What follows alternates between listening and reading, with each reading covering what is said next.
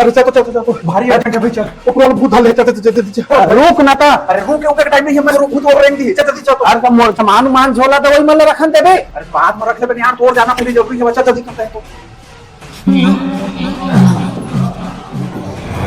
अरे साले बड़ा विचित्र टाइप से मोर समझ नहीं आवत भाई इधर घर है देख देख देख इधर है देख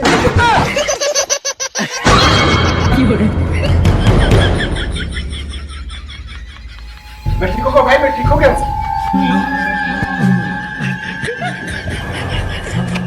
भारी खत्म आ गई है मां कसम 2 मिनट नहीं लगे तोरा अंदर के भूत खींच के अपन ऊपर ले लिस अरे भाई भूत ले नहीं खींचे, भूत एला खींच दे। बता एकर मतलब भाई के भूत ले लिस अब कैसे करे बे अच्छा मारथन और पुस्तन कहाँ के भूत है और क्या कह रहा है?